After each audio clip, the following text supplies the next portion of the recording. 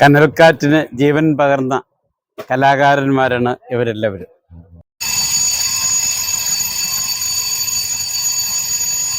കൊട്ടാരക്കര ആശ്രയ അവതരിപ്പിക്കുന്ന 10ാമത് നാടകം കനൽക്കാറ്റ്.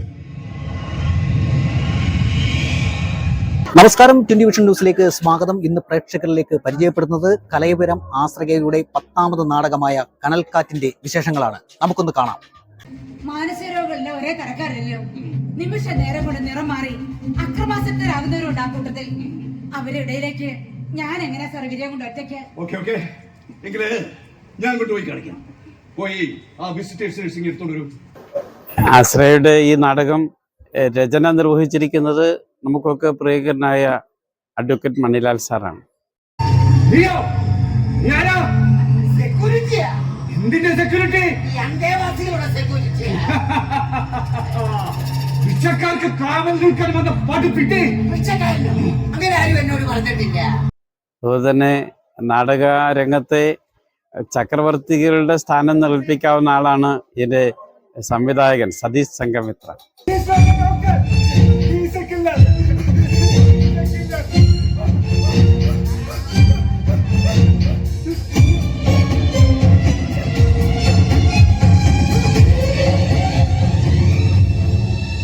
ഈ രണ്ടാളുകൾ യോജിച്ചപ്പോൾ ഉണ്ടായ ഒരു വലിയ വിസ്മയ കാഴ്ചയാണ് കനൽക്കാറ്റ്. സമൂഹത്തിന് വലിയ മാറ്റത്തിന് വേണ്ടി പ്രവർത്തിക്കുന്ന ഉതകുന്ന ഒരു നാടകമാണിത്.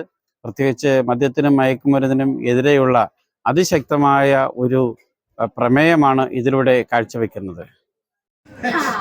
നിനക്ക് അങ്ങനെയൊക്കെ തോന്നാം, പക്ഷേങ്കിലേ നിന്റെ മോനെന്ന് വീണ് കാലുളിക്ക. നിന്റെ ഭാര്യ ഉണ്ടല്ലോ, ഇവളെന്നെ അന്തരീക്ഷത്തിൽ നിർത്തി വിചാരണ ചെയ്യും. എന്റെ കാലെങ്ങനെ ഉളുക്കെന്ന് ചോദിച്ച. അതെ, ഞാൻ ഒന്നും പറ്റുന്ന ഇവനെ. ഞാൻ എന്ന് മടങ്ങി വരുന്നോ അന്നോളം എന്റെ കുഞ്ഞിനൊന്നും പറ്റരുത്. പറ്റിയാൽ പെറ്റമ്മയായാലും എന്റെ അച്ഛനായാലും ശരി, ഞാൻ വെറുതെ അച്ഛനോടും അമ്മയോടും അങ്ങനെ സംസാരിക്കുന്നു. കുട്ടികൾ ഓടിക്കളിക്കുന്നിടത്ത് ഇവർക്ക് ഓടിയെത്താനും ഓട്ടം നിലയ്ക്കുന്നിടത്ത് ചെന്നെത്താനും ഒരുപക്ഷെ വാർദ്ധക്യത്തിലായി എന്ന് വരില്ല. പകരം നമ്മൾ നമ്മുടെ കുഞ്ഞിനോട് പറഞ്ഞു കൊടുക്കണം, നമ്മൾ എന്ത് കാര്യത്തിനാണ് ഇവിടെ വന്നത്, ആ കാര്യത്തിൽ ശ്രദ്ധ കേന്ദ്രീകരിക്കണം.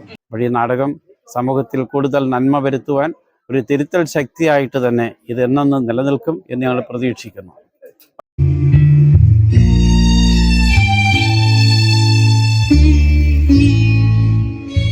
ഞങ്ങൾ സൂപ്രണ്ടിന്റെ ഓഫീസിൽ പോയിരുന്നു. അദ്ദേഹം ലീവിലായതുകൊണ്ട് ഡെപ്യൂട്ടി സൂപ്രണ്ടിനെ കാണാൻ പറഞ്ഞു. എവിടുന്നാ? എന്താ സംഭവിച്ചത്? വളരെയേറെ വേദികൾ ഇതിനകം പിന്നിട്ട് കഴിഞ്ഞിരിക്കുന്നു. അപ്പൊ പിന്നെ ഒറ്റ മാർഗമേ ഉള്ളൂ. നമ്മൾ ഒന്നും കണ്ടില്ല, അവന്മാരവിടെ കിടന്ന് അടിച്ചോട്ടെ. എടോ, തമ്മി തന്നെ ചത്തുപോയെങ്കിലോ? ബുദ്ധിത്തിന് തേഞ്ഞു പോകുന്നുണ്ടല്ലേ? ചാകുന്നത് അവരല്ലേ, നമ്മളല്ലല്ലോ. താൻ എന്തൊക്കെയാ പറയുന്നത്? ഇതൊക്കെ ഞാൻ റിപ്പോർട്ട് ചെയ്യും. സിസ്റ്ററെ അല്ല, അവന്മാര് രണ്ടുപേരും ഒരു മുറിയിലാണോ അതോ 2 മുറിയിലാണോ? ഒരു മുറിയില്. അപ്പൊ അവന്മാരെ പിടിച്ച് 2 മുറിയിലാക്കിയാൽ പ്രശ്നം തീർന്നല്ലോ. തീരുമല്ലോ. ഒരു കാര്യം ചെയ്യും, താൻ തന്നെ അങ്ങ് ചെയ്യും. സിസ്റ്ററെ നിന്ന് പിന്നെ ആ മുറികൾക്ക് പൂട്ടുണ്ടോ? എന്നുവരെയുണ്ടോ അന്നുവരേക്കും നമ്മൾ നാടക രംഗത്തുണ്ടാകും എന്നുള്ളത് യാതൊരു സംശയമില്ല. നാടകം സമൂഹത്തിന് നൽകുന്ന സന്ദേശം അത്ര വലുതാണ്. സമൂഹത്തെ നന്മയിലേക്ക് നയിക്കുവാൻ ഉതകുന്ന കലാരൂപമാണ് നാടകം. നാടകം നൽകുന്ന സന്ദേശം പോലെ മറ്റൊരു കലാരൂപങ്ങൾക്കും മറ്റൊരു നന്മ ചെയ്യാൻ സാധിക്കുന്നില്ല എന്ന തിരിച്ചറിവാണ് ആശ്രയയെ നാടകത്തിന് തുടരെ തുടരെ പ്രേരണ നൽകിക്കൊണ്ടിരിക്കുന്നത്. സ്നേഹം അത് ആർക്കും ആരോടുമാണ്, പക്ഷേ പ്രണയമാകരുത്. പ്രണയമായാൽ അത് നിരസിക്കുകയും അരുത്.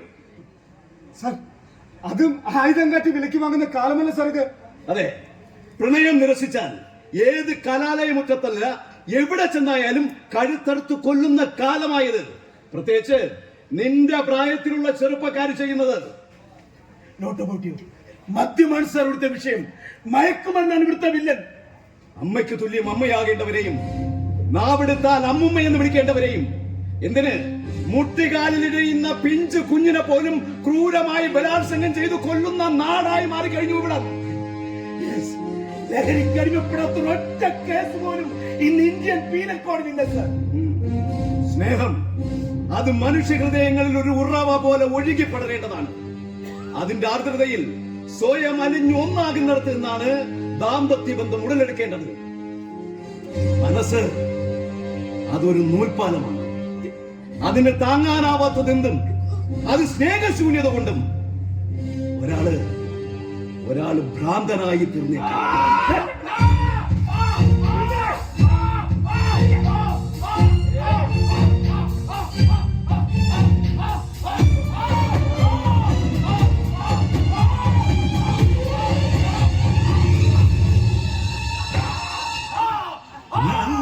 നക്ഷത്രം വഴി കാട്ടും നല്ലതു മാത്രം നിലനിൽക്കും. കുടില തന്ത്രങ്ങൾക്കു മറക്കാതെ കാലം കണക്കുകൾ ചോദിക്കും.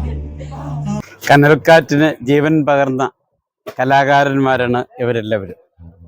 വളരെ മഹത്തായ സന്ദേശം സമൂഹത്തിന് നൽകുന്ന ഈ നാടകം കേരളമെമ്പാടും പ്രചാരത്തിലെത്തിക്കുന്നതിന് എല്ലാ സഹൃദരുടെയും ആത്മാർത്ഥമായ പങ്കാളിത്തവും സഹായവും ഞങ്ങൾ അഭ്യർത്ഥിക്കുന്നു.